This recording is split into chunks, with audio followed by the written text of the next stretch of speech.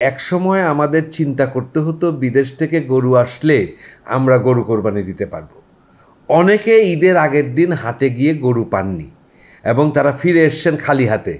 এই দুঃখজনক ঘটনাটি এখন নেই। এখন তো অনেক বেশি ঢাকঢোল পিটিয়ে ঈদ করা হয়। এখন আপনার গত ৩ মাস ধরে গরুর প্রস্তুতি আমরা দেখতে পাচ্ছি বিভিন্ন অ্যাগ্রো। আমি খুশি যে একসময় আমাদের চিন্তা করতে হতো বিদেশ থেকে গরু আসলে আমরা গরু কোরবানি দিতে পারবো। অনেকে ঈদের আগের দিন হাটে গিয়ে গরু পাননি এবং তারা ফিরে এসছেন খালি হাতে। এই দুঃখজনক ঘটনাটি এখন নেই। আমরা জেনেছি যে আমাদের বিভিন্ন অ্যাগ্রো ফার্মে যে পরিমাণ কোরবানির জন্য পশু রাখা হয়েছে, আমাদের দেশবাসী সবাই কোরবানি দিতে পারবেন। এটা একটা আমাদের বৈশিষ্ট্য, আমি প্রথমে বলে নেব। দ্বিতীয় বৈশিষ্ট্য হচ্ছে আনন্দের যে তফাৎ।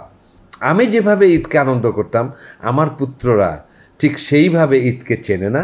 এবং আমার ২ পুত্রের ২টি নাতি রয়েছে, তারা চমৎকার পোশাক পরে সবই করছে, কিন্তু আমি সন্দেহ করি তারা খুবই ছোট যে তারা কি ঈদকে ওইভাবে অনুভব করে কিনা। কারণ প্রত্যেক দিনই তাদের এখন এক একটা ঈদের দিনের মতো।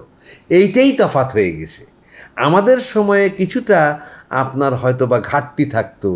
আমরা হয়তো আপনার মনে করতাম যে আমাদের সেটা ঈদের সময় পুষিয়ে যাবে, কিন্তু এখন তো বাচ্চাদের প্রত্যেক দিনই তাদের তো কোনো বায়না করার প্রয়োজন হয় না। তারা প্রত্যেক দিন ঈদের মতো আনন্দ উপভোগ করে, সেটা একটা।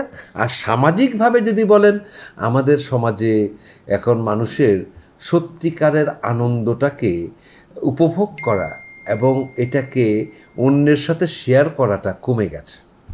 এটা একটা বড় ডেফিসিয়েন্সি। আগে যেরকম আমরা খুব বেশি সামাজিক ছিলাম, এখন আমাদের সামাজিকতা কমে গেছে।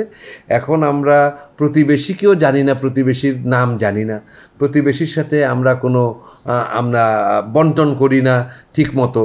তো ইত্যাদি কারণে আমার মনে হয় যে ঈদের যে আসল আনন্দ কিছুটা কম।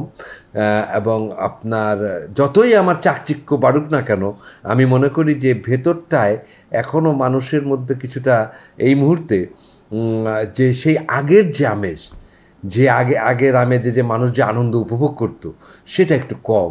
এখন তারা অন্যান্য দিনের মতোই একটা দিন, এবং তারা নিয়ম মেনে মসজিদে নামাজ পড়তে গেলেন এবং আপনার এসে কোরবানি দিলেন এবং এসে খাবার নিজেরা খেলেন, কোথাও গেলেন কি গেলেন না। কিন্তু আমরা কিন্তু কোরবানির মাংস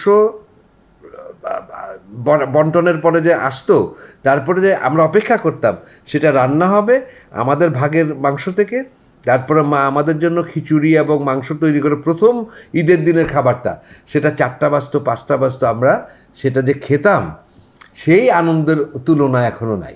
সেই স্বাদ আমার মুখের মধ্যে এখনও লেগে রয়েছে। মা প্রথম যে রান্না করে যে মাংসটা দিতেন এবং সেই মাংস আবার রাতের বেলা আমরা খেতাম, এবং সেটা কয়েকদিন ধরে ওই মাংসর বিভিন্ন রকম উপকরণ করে খেতাম। সেটার তুলনা আজকের ছাত্ররা, আজকের বাচ্চারা, আজকের সবাই পাবে কি না আমি সন্দেহ প্রকাশ করি। সেই জন্য অনেক রকম বৈশিষ্ট্যই এখন অনেক কিছু ভালো হয়েছে, কিন্তু আসল আনন্দটা আমার মনে হয় একটু ফিকে হয়ে গেছে।